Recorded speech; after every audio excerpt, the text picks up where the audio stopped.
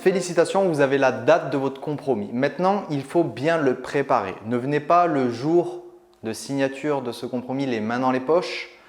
Il faut arriver ce jour serein en ayant éliminé 99% des risques. En ayant éliminé le fait que vos estimations de travaux soient bonnes, que votre projet est porteur, que votre banque vous suit bien normalement et que les conditions suspensives que vous avez demandées soient bien demandées et bien écrites le jour J. Donc pour ça, pour bien le préparer, justement, vous allez devoir rédiger au préalable les conditions suspensives. Ces conditions suspensives que vous aurez déjà évoquées avec le vendeur. Vous devrez réaliser les devis des travaux que vous aurez estimés par des professionnels. Vous devrez réaliser vos plans ainsi que votre dossier banque, votre étude de rentabilité, de cash flow, etc., votre étude financière. Les différentes conditions suspensives qui sont très importantes à mettre dans un compromis sont la clause de substitution. Qu'est-ce que la clause de substitution? C'est qu'aujourd'hui, vous signez en nom propre, mais le jour de l'achat, vous pourrez le faire sous le nom d'une SCI, d'une SARL, avec une autre personne, une tierce personne. En fait, c'est de vous dire que le choix juridique et fiscal ne se fera que après le compromis signé. Le fait que si vous souhaitez créer des logements, mettez-le bien en conditions suspensives, que vous allez créer des logements et que si cette création n'est pas possible aux yeux de la mairie, de la commune, de l'administration, que ce compromis devienne caduc. Que le permis ou la déclaration préalable de travaux soit bien accepté. Et sur votre financement, si votre projet est de 200 000 €, ne mettez pas 200 000 € sur le compromis, mettez 240, 250. Pourquoi? Parce que si sur le compromis, vous spécifiez que vous empruntez 200 000 € et que vos devis, où il y ait une surprise dans le projet et qu'au final, vous faites une demande de financement à 210 000 € et que celle-ci est refusée, vous ne serez pas dans votre clause de sortie de ce compromis. Donc, sur le compromis, gonflez les chiffres. Si votre projet est de 200 000, écrivez 250 000 €.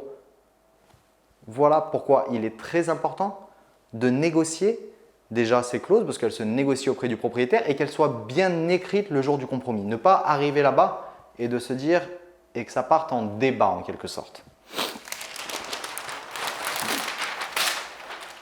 Pour les devis, c'est très simple. Alors très simple, oui et non. Tout d'abord, vous allez devoir sélectionner des entreprises. Donc pour ça, il va falloir faire marcher votre relationnel, votre réseau. Si vous êtes de la Drôme, je vous ferai partager avec grand plaisir mon maître d'œuvre, mon contractant général, mes artisans.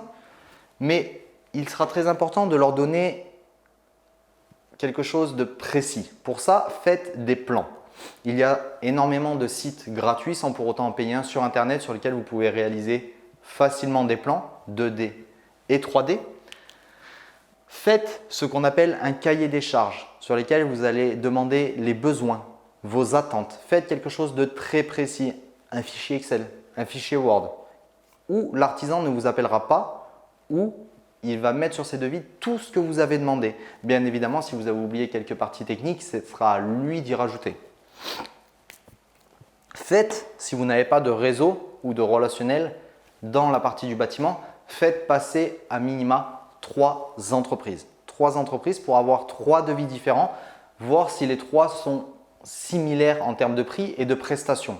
Restez à l'écoute aussi de ces professionnels, ils vont passer sur le chantier et ils vont sûrement vous conseiller. Restez à l'écoute, ne soyez pas fermés sur vos idées, ils seront techniques. Quand je fais passer moi-même des artisans ou même mon maître d'œuvre avec qui je travaille, lui me soumet des idées que je n'avais pas forcément pensées ou techniquement qui vont revenir moins cher. Donc restez bien à l'écoute et comparez bien les 3 offres et devis que vous aurez. Ensuite, c'est très simple. Une fois que vous avez fait vos plans, réceptionnez vos devis, réceptionnez et validez l'ensemble des clauses avec le propriétaire et le notaire, il faut anticiper et monter votre plan de financement. Votre plan de financement, en quelque sorte, pour ceux qui ont déjà travaillé avec moi sur un accompagnement ou un investissement clé en main, je réalise des études, des dossiers PDF qui font une dizaine de pages où il y a toutes les informations du bien,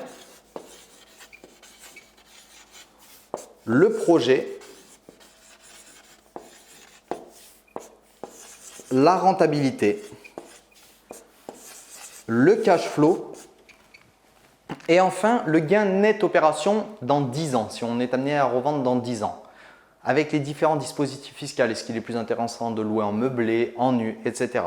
Ça va vous permettre de vous constituer votre dossier financier, mais à la fois aussi d'avoir un premier retour de la banque pour connaître les taux actuels, est-ce qu'il y a nécessité aujourd'hui ou non de mettre de l'apport, même si ça devient de plus en plus compliqué, de faire des financements à 110%. Donc voilà, des personnes vont vous dire signez le compromis, vous passez à la banque après. Personnellement, j'ai pour habitude de prévalider déjà mes projets avec ma banque qui me suit. Donc, ça me permet d'arriver le jour du compromis en me disant le financement est traité, les devis, les artisans sont traités, les plans c'est traité, le projet m'a l'air bon et viable.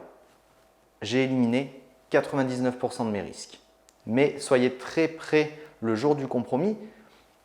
Pareil, quelque chose de très important, le jour du compromis, il se peut qu'il vous soit demandé une caution, un dépôt de garantie. Ça, c'est quelque chose à voir au préalable avec le vendeur. Est-ce qu'il y a nécessité à ce que je vous mette un dépôt de garantie de 2 000, 3 000, 5 000? Oui et non. Des personnes vont vouloir insister, mettre 1 000 euros. D'autres personnes vont vous dire ce n'est pas nécessaire.